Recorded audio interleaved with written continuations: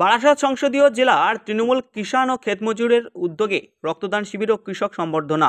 আমরা সবাই কৃষকের দ্বিতীয় বর্ষ স্বেচ্ছায় রক্তদান শিবির ও কৃষক সম্বর্ধনা অনুষ্ঠান অনুষ্ঠিত হয় স্থানীয় কদম্বগাছি হাটখোলা মোড়ে।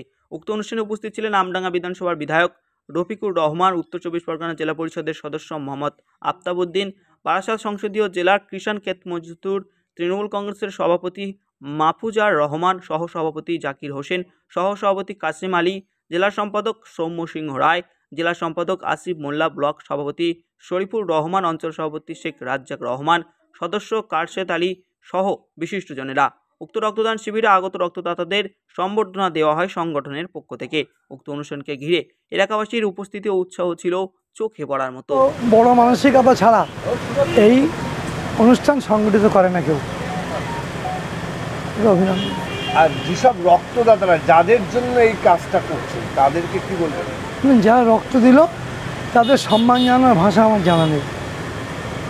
আমি শুধু বলব তার সুস্থ থাক, দীর্ঘ জীবন পাক, বারে বারে মানুষের জন্য করুক। আরজিকর কাণ্ড নিয়ে যে প্রতিবাদ সভা, ধর্ণা সভা হচ্ছে, কিন্তু এখনো সিবিআই তার কোনো জবাব এখনো দিতে পারেনি, কি আশা করছেন? শোনেন, সিবিআই বেশিরভাগ ক্ষেত্রেই কোনো জবাব দিতে পারেনি। আমাদের বিশ্বকবি নোবেল চুরি হয়ে গেল, সে কাজটাও 4 বছরে কিছু করতে পারে। বাংলার বহু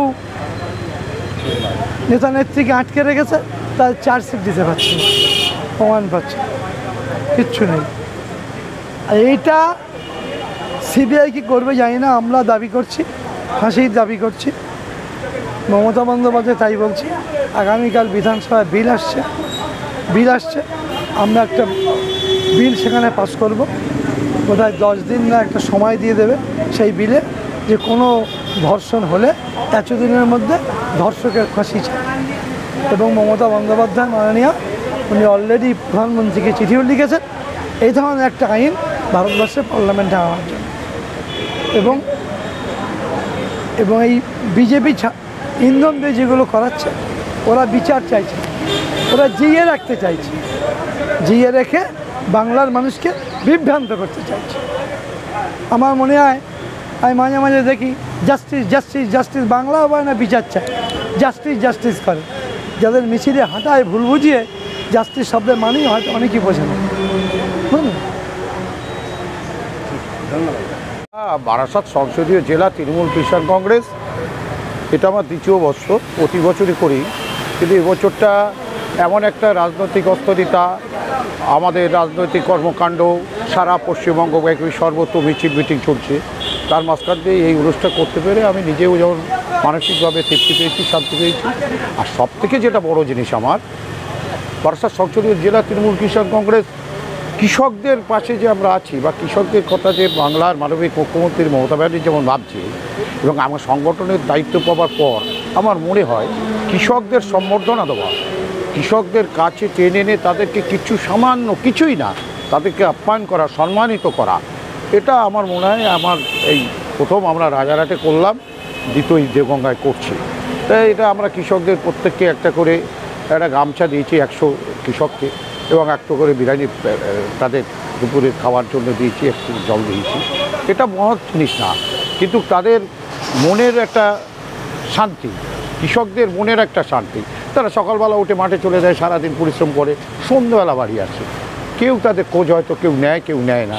কখনো তারা ভালো মিটিনি বা অনুষ্ঠানে তারা অংশগ্রহণ করে না, কারণ তারা এক হাঁটু জলে, 1 কোমর জলে ধান রোয়, পচা জলে পাট ধোয়, গায়ে গন্ধ, অনেকে দূরে সরিয়ে রাখে। সেই জায়গাটায় আমরা যারা কিষাণ কংগ্রেসের সঙ্গে যুক্ত এবং সারা ভারত তৃণমূল কংগ্রেস, আমরা ওই জায়গাটা ভাবি না। আমরা চাই গায়ের গন্ধ লোকই আমাদের আসল সম্পদ, কৃষকই হচ্ছে আমাদের আসল সম্পদ। তারা উৎপাদিত ফসল খেয়ে আমরা ঠ্যাংনা চাই, আমরা গাড়ি চড়ি বাড়ি চড়ি, কিন্তু তারা যে ফসলটা আমাদের যোগায় সেই আসল জায়গাটা।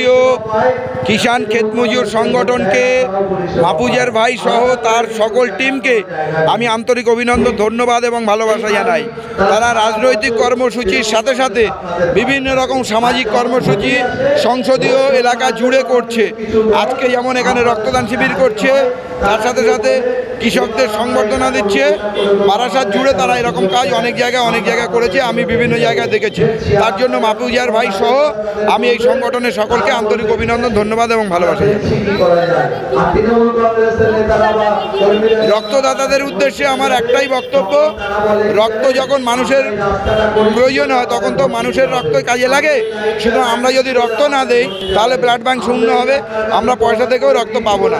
তাই রক্তদাতাদেরকে বলবো, যারা রক্ত দিলেন তাদেরকে ধন্যবাদ জানাই, যারা রক্ত দিচ্ছেন তাদেরকে ধন্যবাদ জানাবো, আর যারা আজকে রক্ত দিলেন না তাদেরকে বলবো যে সংগঠনে যেখানেই রক্তদান শিবির করবেন আপনারা রক্ত দিবেন। রক্ত না দিলে রক্ত শূন্য হবে ব্লাড ব্যাংক, মানুষ বিপদে পড়বে। দেখুন, কৃষক ছাড়া তো কেউ বাঁচব না আমরা, কৃষকদের ফলন খেয়েই তো আমরা বেঁচে থাকবো। সুতরাং সেই কৃষক যারা ফলন ফলায়, যারা আমাদের খাবার যোগায়, তাদেরকে সংবর্ধনা দিতে পারলে ভালো লাগে। এবং তার জন্য কিষাণ ক্ষেত মজুরের যে কোনো রকম প্রোগ্রামে ডাকলেই আমার আসে। এবং মাপুজার ভাই নিজে কৃষক সংগঠনের সভাপতি এবং কৃষকদের সম্বর্ধনা দিচ্ছে। ধন্যবাদ তাদেরকে।